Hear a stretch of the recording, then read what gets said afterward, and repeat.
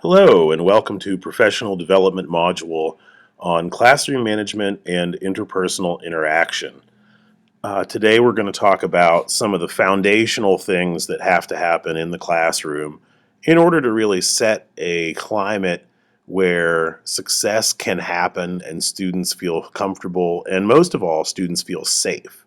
If they're not safe, they're not going to be attentive, they may misbehave, and really we're going to look at the investments that we can make in human interaction and human systems and caring for students and for yourself that are going to make success possible for both the students in your classroom and for you as a classroom teacher to provide for them the climate and the conditions that will allow them to thrive. So sit back and take some notes, and hopefully we can grow together.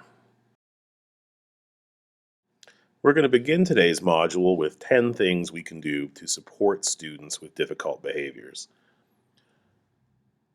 We begin with supporting students that have these behaviors because that's really the most essential thing. It's important to remember that every behavior that a student exhibits anywhere has some type of meaning behind it. They're attempting to communicate or convey some message. And really think about what message are they trying to convey. Get to know your students. Talk to them not just about course material, extracurriculars, things that they do in the home, in the community. And if they're struggling, it's nice to ask their permission to try and help with their struggle. In the world of counseling, this is known as coming from a one down position, allowing the student to have the position of power here to decide what they're going to disclose to you. And oftentimes, this might not be the most pressing thing in their life, but it might be where they're comfortable with starting. Another thing in the world of counseling is meeting a student or client where they are. And beginning with this, can I please help you and how can I help you, is a good place. So really try and get to know your student. A lot of their behaviors will make a lot of sense. As I said, all behavior has some type of meaning, whether they're jumping, hitting, throwing paper. They're trying to convince or convey some message to you, to other people in the class, and simply screaming at them or punitively punishing them or referring them to the office is not going to get to the bottom of that message. What will get to the bottom of that message is your professionalism, your understanding, and your observation, and hopefully, going back to number one, your knowledge of that student. So before you yell, sit back and think, what message is this behavior conveying to me? And what can I do to help the student that feels they need to convey? Support plans. Helping a student develop a support plan can really benefit, especially at-risk students and students who have difficult behaviors. They may need referral to school counselors. Other options may include behavior specialists if available in your building. School administrators, a number of our school administrators are former school counselors, and a lot of them, school counselors or not, have a wealth of information regarding how to regulate your own behavior and how to get along most efficiently and effectively in a school. So, your school administration, if they have time, may be able to be that link for a student to really grasp onto something and make a success in the classroom. Mentoring is also another program that we suggest for students with difficult behaviors. There are a number of options here. The district is involved in Good Guides. It's a mentoring program provided through Goodwill Industries. And to help those students with difficult behaviors identify and link up with positive and safe peers during lunch or during class and group activities. It's also encouraged to try and develop a support plan for those student supporters. This might mean referring parents to the district parent trainings. It might also mean putting parents in contact with school counselors, administrators, or social services. And it can also be, in conference, developing strategies to aid parents. Homework check sheets or behavior sheets are extremely useful for communicating between parent and teachers. And the parents just might not think of that. So this is an avenue that we can lend them some support, maybe so they can be better equipped to help their children. Tips 5 and 6 really go hand in hand. You cannot assume anything about any given student on any given day unless you have concrete information from talking with them, looking at test or instrument results. You have to really, really be sure about a student's abilities and a student's actions before you make a decision on how to deal with them in the classroom. Uh, as I said before, number 6, relationships make all the difference. If you have a trusting relationship with the students, if you prompt or redirect or request, it's coming from someone that they know and respect, not from someone who is seen as a tyrant or is going to punish them. This is a guaranteed return on investment. The deeper, more meaningful your relationships are, the more all of your interactions are going to have impact. You and I are not going to pursue a goal unless we believe it's possible. Our students are no different. We have to provide every student in every class that we have the opportunity to be successful. We have to provide them an opportunity to be seen by others as having done something correctly. This goes a long way towards helping students form a positive academic identity. And they have to really see that if they put in work, they will eventually achieve success. This might mean tailoring our projects to the skills of the student. This might mean putting students in groups where other members are going to bring them along and model what it looks like to strive for and attain success. This is essential. If we're not sending out students with a love and a desire to learn and succeed, we're going to limit our effectiveness as teachers and as professionals. Number 8, this is crucial as well. Instead of ultimatums, you have to give choices. If you tell somebody it's my way or the highway, that's the definition of tyranny. If you give people 2 choices, it's either this or punishment, well, that's a dilemma. And a lot of students are just going to choose punishment because it's easier and it doesn't require as much work. If we provide 3 options, the students really have a choice. So this is a skill that we can practice. How do we provide multiple meaningful options for students in the classroom? One could be the direction, another one could be punishment, and a third could be an alternative choice, maybe a different form of assessment, maybe a different form of providing information to the class. Really put some thought into this and have fun practicing it with the students. Remember, choice, choice, choice, not tyranny. We're at the end of our 10, and it looks like there's 11. We got a bonus. Ways to support students with disruptive behaviors. Number 9, help the students have more fun. Be attentive, participate, have a good attitude. And all of this will improve the students' time in the classroom, will also improve your time as a teacher. We're all more likely to do better and achieve higher standards and just put in more effort if we're having fun. This is true for adults. It's also true for students. So remember, if you're in class and it seems like it's a chore and it's torture, it probably is. Try and find a way to make things both meaningful and enjoyable for everyone there, including yourself. Number 10, if you don't pay attention to anything else in this module, please pay attention to this.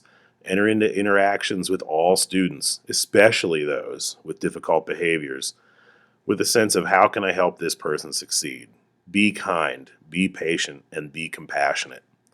We really have no idea until we get to know the student what's driving their behavior. They may come from a home life that is troubling and chaotic. They may have been the victim of abuse. We really have no idea. And if we attack a student right off the bat, they're not going to provide us good results. They're not going to provide themselves good results. We're here to try and provide a means to education for these students. And if you can't be nice to someone, at least don't hurt them. That's the bottom line.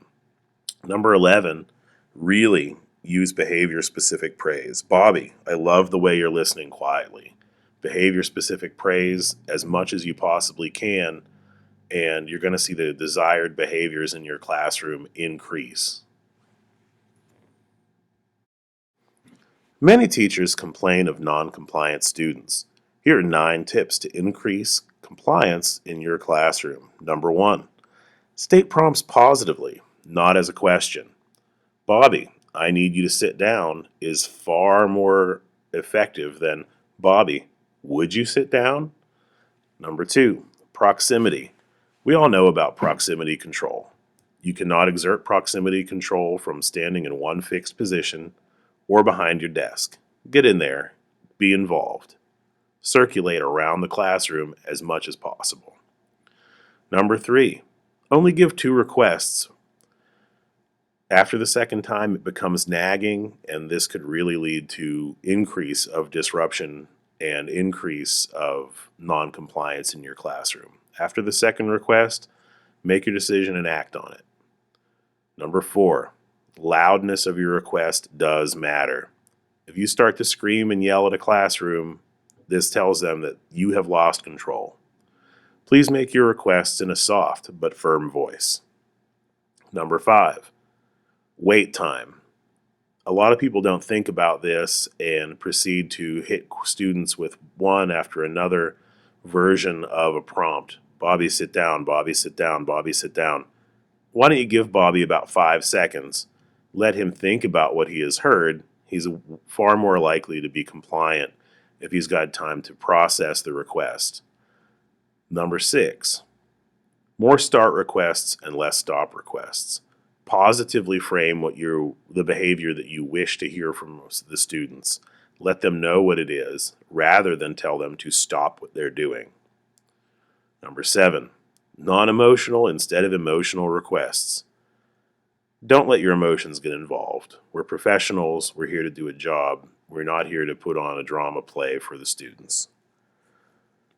Moving right along. Number 8, use descriptive and positively phrased requests. Bobby, I need you to come into the room and have a seat quietly and then get to work. Number 9, reinforce compliance. Positively praise the student, provide tangible rewards, token economy. More about this in a future module. Let's look at some general interpersonal tips when dealing with students, especially students with disruptive behaviors. First, use hopeful language to shape the climate of the classroom. This is something we're all observed and rated on, and phrasing things in the fashion of, I hope we can all be successful in this, I hope we can all give our best effort, really sets the tone for what are going to be the norms and the unwritten rules for behavior in the classroom. Use redirections and prompts to revise student behavior. Not all students are going to be perfectly behaved at all times. Sometimes they need a redirection or a prompt to understand what the appropriate behavior is. If you don't provide those, the students are not going to know how to act in the classroom. Praise, praise, praise. Praise them frequently for doing the right thing. You cannot overpraise for specific behaviors, but do be behavior specific. I like the way you're sitting in the seat nice and quietly. I like the way you came in and got right to work. Please provide as much of that as possible.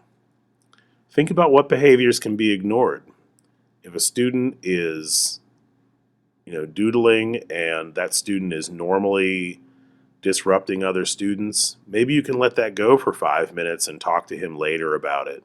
Pick your battles wisely so that you're not wasting time in the classroom. Establish some type of zero noise signal for your room so that there's a procedure, everybody knows what it is, and you can quickly quiet the classroom. This helps for instruction and safety as well. A lot of people use a clap, a hand signal. Figure out what's going to work best for you, rehearse it, and implement it today.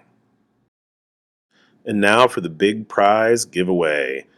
As downloadable resources, we are providing the following things: the 9 variables that affect compliance sheet, as well as a classroom management self-assessment instrument.